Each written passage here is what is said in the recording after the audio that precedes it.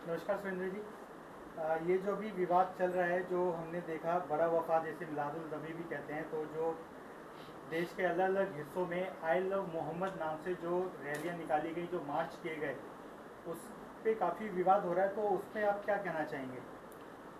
मोहम्मद के प्रति उनका प्रेम है, इसमें कोई ऐतराज किसी को नहीं हो सकता। लेकिन यह प्रेम को व्यक्त करने का कौन सा तरीका है? ये शायद केवल मुसलमान ही इस तरह का प्रेम करते हैं, जिसमें गैर मुस्लिम समाज के दुकानों पर, उनके व्यावसायिक प्रतिष्ठानों पर हमला करते हैं, पुलिस स्टेशन पर हमला करते हैं, उनकी वर्दी फाड़ते हैं, वाहनों को जलाते हैं। हमको दिक्कत उनके इस बोर्ड से नहीं है। इस बोर्ड को लगाकर नफरत का जो सामान अपनी दुकान में बेचते हैं, हमें दिक्कत उससे है। कुछ दिन पहले ही 12 वफात जिसका आपने जिक्र किया, 20 से अधिक स्थानों पर उस दिन हमले किए गए। आपको ध्यान है कि दिल्ली के अंदर किस प्रकार से गुंडे, मुस्लिम गुंडे मोटरसाइकिलों पर निकलते थे, दहशत फैलाते थे, लड़कियों को तंग करते थे, कपड़े फाड़ते थे। हमको स्टैंड लेना पड़ा कि अगर प्रशासन सतर्क नहीं होगा तो हम एक्शन लेंगे। तब जाकर वो गुंडागर्दी रुकी। प्यार का मतलब गुंडागर्दी होता है क्या? आज दुर्भाग्य से यही चल रहा है और पूरी दुनिया इनसे त्रस्त है। इससे मुक्ति का उपाय सोच रही है। अभी आपने दिल्ली का जिक्र किया, तो दिल्ली में तो सरकार भी बीजेपी की है, और अभी तो जो सीएम भी बन गए वो भी बीजेपी के, प्रशासन भी उन्हीं के हाथ में रहता है। तो दिल्ली में ऐसा क्यों हो रहा है कि इस तरह की अनचाही परिस्थिति पैदा हो जाती है? इसी कारण से रुका है, वरना दिल्ली में 12 वफात पर लोग किस प्रकार अपने घरों में अपने आप को कैद कर लेते थे कुछ इलाकों में, ये हमको ध्यान है। मजबूत सरकार और मजबूत समाज, इन दोनों के कारण से ही यह गुंडागर्दी रुकी है। इस बार भी आप देख रहे हैं दंगे कहां हो रहे हैं? उत्तर प्रदेश में, गुजरात में, मध्य प्रदेश में, उत्तराखंड में। यानी जानबूझकर कुछ राज्यों को और कुछ स्थानों को टारगेट किया जा रहा है। इसके पीछे एक बहुत बड़ा षड्यंत्र है। उस षड्यंत्र को हम सफल नहीं होने देंगे। इसमें जो कई नेता हैं, जैसे उदित राज जी हैं, वो हैं, और आपके उमर अब्दुल्ला साहब हैं कश्मीर में, वो तो उस तरह के बयान दे रहे हैं कि ये हिंदू समाज की नफरत है मुस्लिम्स के प्रति, कि उन्हें दिक्कत हो रही है इस तरह की मार्च से। कल ही इन्होंने इटली में भी तोड़फोड़ की, कितनी सारी, कितने दुकानों को आग लगाई। वहां तो आरएसएस, बीजेपी और विश्व हिंदू परिषद नहीं है ना, वहां तो हिंदू समाज भी नहीं है। फ्रांस में इन्होंने यही किया, यही ब्रिटेन में किया, यही जर्मनी में किया। तो ध्यान में आता है सब जगह इनका मॉडस ऑपरेंडी वही है।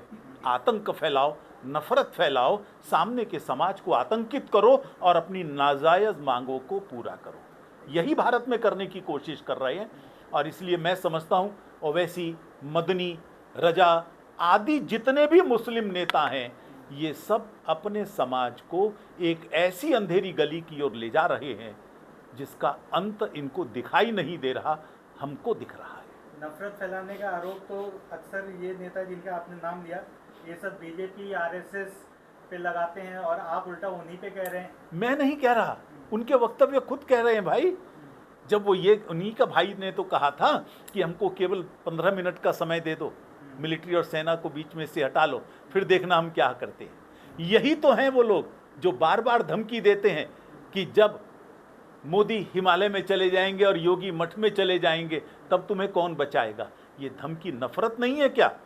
मैं समझता हूं इनकी हर हरकत, इनका हर वक्तव्य, इनकी हर स्ट्रेटेजी हिंदुओं के प्रति नफरत से भरी हुई है। और ओवैसी जी का जहां तक प्रश्न है, इनके परिवार का इतिहास देख लो ना। रजाकारों से लेकर इनके पिताजी और दादाजी तक किस प्रकार से हिंदू समाज को प्रताड़ित करते थे, उसका इतिहास लोगों के आंखों से ओझल नहीं हुआ है। ये जो आप घटना हो रही है भारत में 2-3 दिन से, और जिस तरह के दंगे वगैरह हो रहे हैं, क्या इसे आप सत्ता परिवर्तन की जो कोशिश भारत के आसपास के देशों में हो रही है, जैसा कि हमने देखा नेपाल में जेएनजी के नाम पे जिस तरह से सत्ता परिवर्तित हुई है, उससे पहले बंगाल में, क्या वहाँ से जोड़कर देख रहे हैं क्या भारत में भी इसी तरह से एक तरह से अराजकता?